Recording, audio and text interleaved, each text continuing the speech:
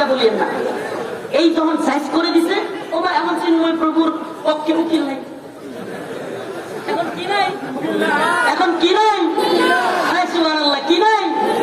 তার মানে এদের হলো বেলুন, এদের শক্তিটা কি বেলুন, সুই দিয়া খালি একটু ফুটা করে দিতেলেই ঠিক কি ঠিক না। এতদিন ভারত দাদাগিরি করছে না, মাতানা চাইছে না, এখন তাগর নিজেদের দেশে বাংলাদেশ নিয়ে যারা আন্দোলন করে এবার গ্রেফতার করে। কথা বুঝেননি? আপনার মনে জানেন নাই ভাই, মানুষ শক্তের ভক্ত নরমের জম, মানুষ শক্তের ভক্ত নরমের জম, এটা বুঝতে হবে। তবে আমরা মুমিনের সাথে নরম, কি মুমিনের সাথে কি মুমিনের বিরুদ্ধে যাবেন না তো।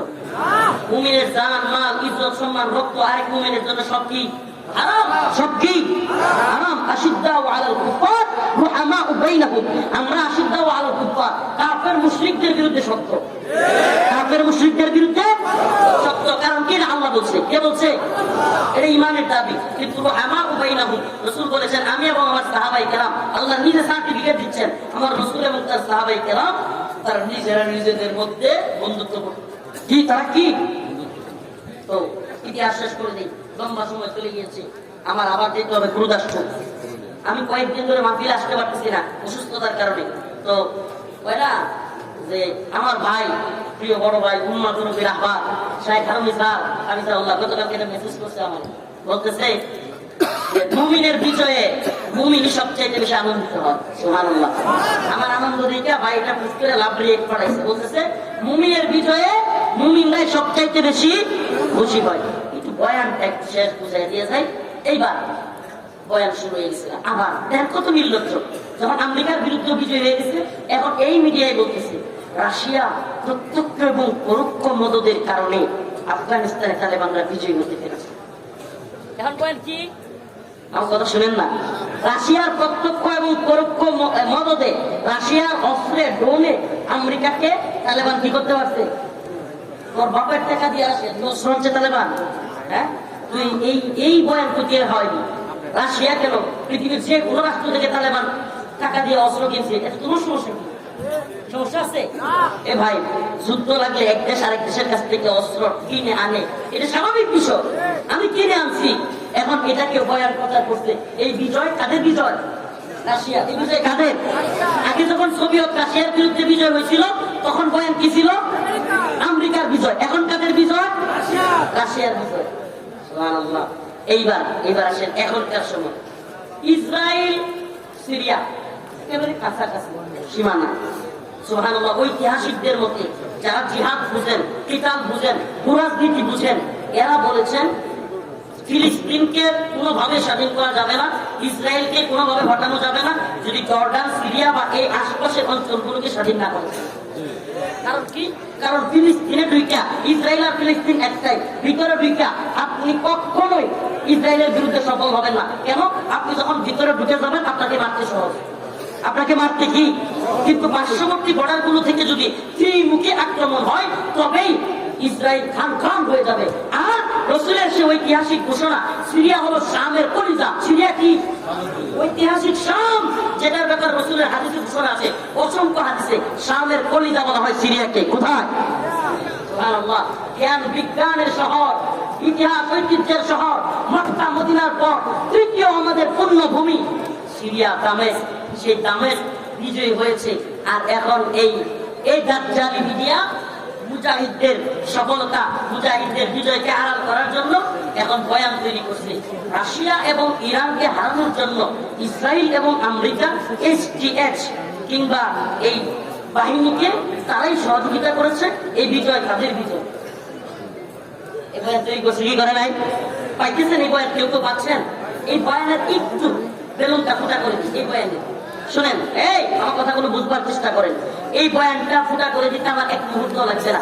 এদেরকে প্রশ্ন করেন, আচ্ছা ইসরায়েলের মিত্র যদি, ইসরায়েলের যদি বর্তমানে সিরিয়া যারা দখলে নিছে বাশার আল আসাদের কাছ থেকে, এরা যদি ইসরায়েলের মিত্র হয়ে থাকে, তাহলে ইসরায়েল কেন ট্যাঙ্ক কিংবা বিভিন্ন যুদ্ধ সরঞ্জাম সিরিয়ার ভিতরে ঢোকাবে? এখন তাদের তো খুশি হওয়ার কথা ছিল, তাদের তো স্বাভাবিকভাবে বিশাল খুশি হওয়ার কথা ছিল।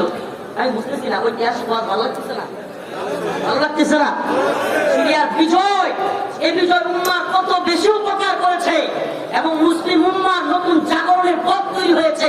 এটা যদি না বুঝেন, এর চাইতে বড় আমাদের পুরো ব্যাকুবি, এর চাইতে বড় বেখেয়ালি আর কিছু হতে পারো। প্রিয় হাজির, এবার যারা বয়ান তৈরি করেছে ইসরায়েল বিজয়ী হয়েছে, আমি তাদেরকে বলি ইসরায়েল বিজয়ী হয় না রে বেটা, ইসরায়েল অলরেডি পেরেশানিতে আছে।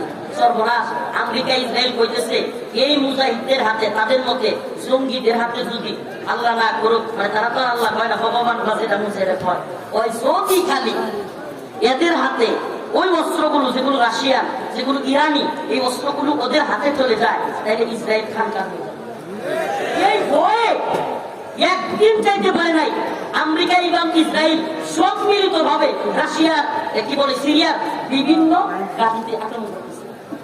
এখন যারা বয়ানটা, এই মিডিয়া, দাজ্জালি মিডিয়া, যারা এই বয়ান তৈরি করলো যে সিরিয়ার বর্তমান মুজাহিদ বাহিনী এরা কার সমর্থিত, ইসরায়েল এবং আমেরিকা, আমারে বলেন এদের বয়ান কি মিথ্যা না সত্য? কারণ যদি আমার মিত্র হয়, আমার বন্ধু হয়, আমি তো খুশিতে আনন্দে, ইসরায়েল আমেরিকায় আনন্দ অনুষ্ঠান হবে, ওই হুল্লোড় হবে, আমেরিকা ইসরায়েলে বিশাল বড় বড় অনুষ্ঠান হইয়া তাদেরকে স্বাগত জানাবে, ট্যাঙ্ক নিয়ে যুদ্ধ জাহাজ দিয়ে ঢুকবো, কথা কয় না, ঢুকবে, মিলছে বেলুন ফোটা। আরেকটা বলি, এবার বলতেছে কি এখন তাহলে ওই যে আগের মতো আর কি, যখন পারে নাই, কারণ এই বয়ান না খাইলে আরেকটা বয়ান তৈরি করতে হবে, এখন তাহলে সিরিয়া খান হয়ে যাবে, ইসরায়েল সব দখল করে নিবে। এটার উদাহরণ কি দিছে, গোলান মালভূমি একটা এলাকা, ওই এলাকা নাকি ইসরায়েল দখল করে নিছে, অথচ ৬৭ বছর ধরে গোলান মালভূমি ইসরায়েলের দখলে আছে। আরেকটা এলাকা গোলান মালভূমির পাশে, যেটাকে বলে বাফার জোন কিংবা নোম্যান্স ল্যান্ড, এটা সীমান্তবর্তী এলাকা, যারা এরা খুব ভালো বুঝবে। প্রত্যেক আন্তর্জাতিক সীমান্তে, প্রত্যেক দেশের সীমান্তে একটা এলাকা থাকে, যেটাই ওই উভয় দেশের লোক ঢোকা নিষেধ। কেন? এটাকে বলে নোম্যান্স ল্যান্ড কিংবা বাফার জোন। এই জোনে কেউ যেতে পারে না। এই জোনটা না বাংলাদেশের, না ভারতের, না সিরিয়ার, না ইসরায়েলের, এরকম এই এলাকায় এখন মুজাহিদরা যখন খুশিতে আনন্দে তারা খুব আনন্দ করতেছে, এই সুযোগে বাফার জোন একটু নিয়ে গেছে, এইটারে বিশ্ব মিডিয়া দাজ্জালের ফল প্রচার করতেছে যে ইসরায়েলরা সিরিয়া দখল করে নিয়ে যাচ্ছে। আচ্ছা আমাকে বলে, বাংলাদেশের যখন হাসিনা পালাইলো, বাংলাদেশের বিভিন্ন জায়গায় মারামারি হয় নাই? হয় নাই? কারণ যদি মিডিয়া কইতো বাংলাদেশ ধ্বংস, হাসিনাই ভালো ছিল। 15 বছর 16 বছর যাওয়ার পরে কিছু আওয়ামী লীগ নেতার বাড়ি ঘর ভাঙচুর, এটা তো স্বাভাবিক ঘটনা। আর ওবায়দুল কাদের নিজে যেখানে কইছে হাজার হাজার লোক মারা যাবে, লক্ষ লোকের কথা বলছে, আমার বলেন কয়টা লোকের মারছে বিএনপি জামাতের লোকেরা? কয়টা লোকের মারছে? এরা ভণ্ড না? এরা মিথ্যাবাদী না? এই মিথ্যা বয়ান পুরো পৃথিবীতে ছড়ায় দিচ্ছে, কিন্তু আমরা এদের বয়ান খাই। এই উম্মা কথা কয় না রে, এই নাটোরের মুসলমান, আমরা এদের বয়ান খাই। সিরিয়ার বিজয় কাদের বিজয়? মুসলিম উম্মার বিজয়। কাদের বিজয়?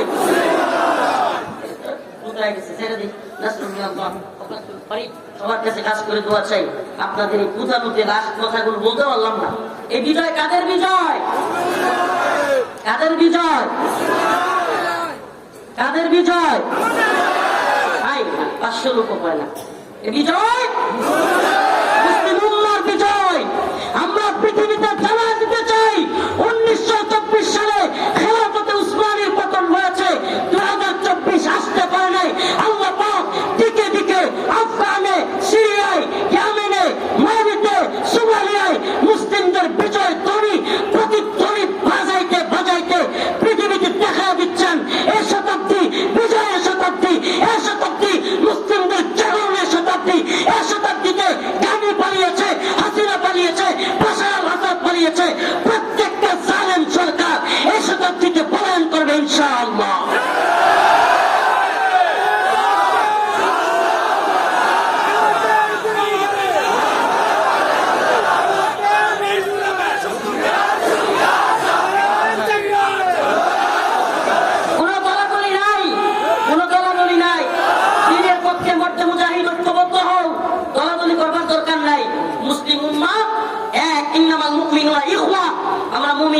ভাই, এই দলাদলি বেদাবেদি বাদ দিয়ে আমরা ঐক্যবদ্ধ হই।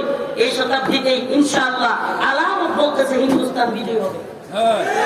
এই শতাব্দীতে বিজয়ী হবে, আলামত বলতেছে।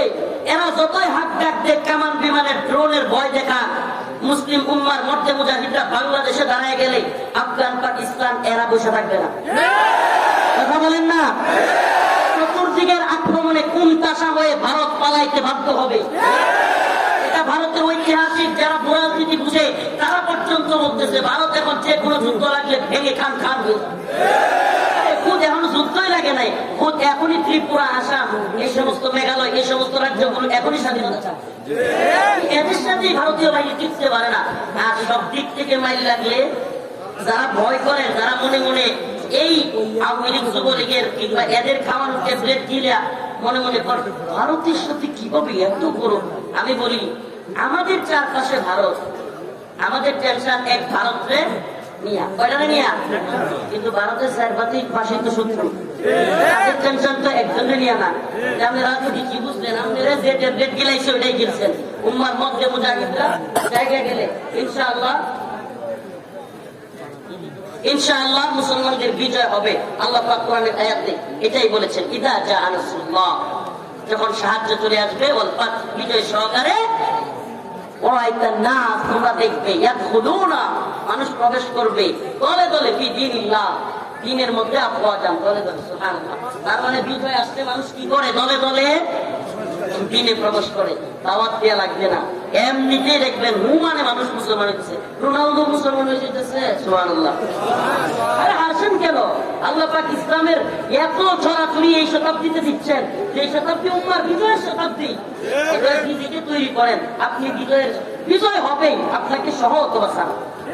বিজয় আসবেই, আপনাকে সহ অথবা সারা। আপনি কোটা আন্দোলনে, হাসিনার বিরুদ্ধে আন্দোলনে শরীক হয় নাই, বিজয় থাইতে রয়েছে? আসছেই, এই বিজয় আসবে, মুসলিম উম্মার বিজয়, কুরআনী শাসনের বিজয় আসবে, আপনাকে সহ অথবা আপনাকে।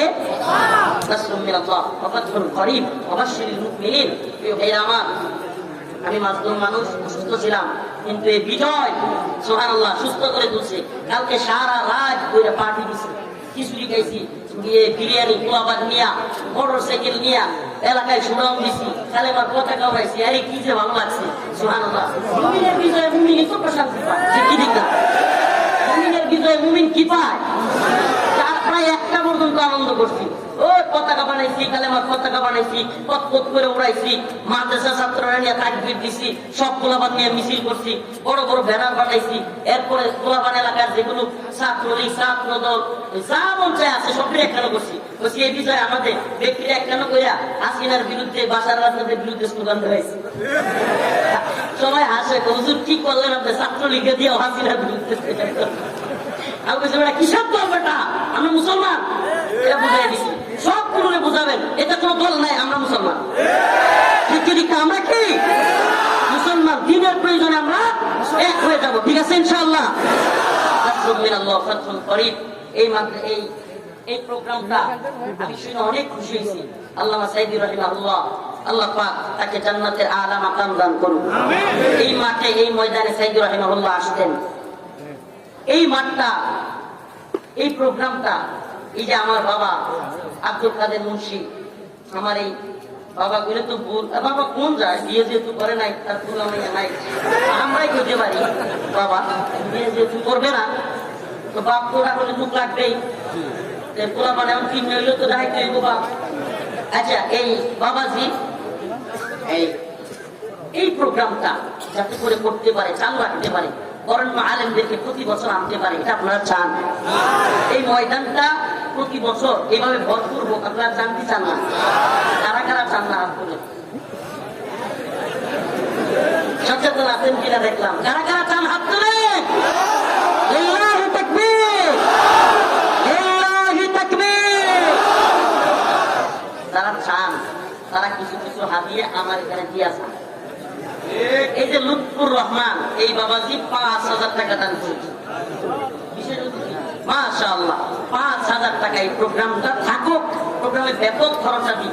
এই বাবাজি এই প্রোগ্রামের পেরেশানিকে বিয়েই করে নাই, আর আপনারা টাকা পয়সা দিলে দেখে হইতে পারে না। ৫,০০০ টাকা, ৫,০০০ টাকা দান করেছে। মাশাআল্লাহ। আব্দুল হাকিম এমপি প্রার্থী, উনিও দিয়েছেন ২,০০০। আল্লাহ কবুল করুক, মঞ্জুর করুক। জোরে বলেন আমিন। আরো জোরে বলেন আমিন। এই যারা আমার হাতে নিতে চান, মুসাফির মানুষ, 5 জন মানুষ, অসুস্থ মানুষ, আমি এবং আমরা সবাই আপনাদের জন্য দোয়া করবো। যারা দিতে চান তাড়াতাড়ি আমার হাতে দিয়ে যান, মুসাফা করে আমার হাতে দিয়ে যান। সর্দার রফিক ভাই 2000, আল্লাহ কবুল করো, মঞ্জুর করো। এই যে হাফিজুর রহমান ময়না 5000 টাকা দিবে, আল্লাহ কবুল করো, মঞ্জুর করো, বলেন আমিন। হ্যাঁ হ্যাঁ, মাশাআল্লাহ। আল্লাহ ইয়ামনি 1000 টাকা তার বাবার নামে, আল্লাহ তুমি কবুল করো, মঞ্জুর করো, জানে মালে বরকত দান করো, ইমান আমল হেফাজত করো আল্লাহ।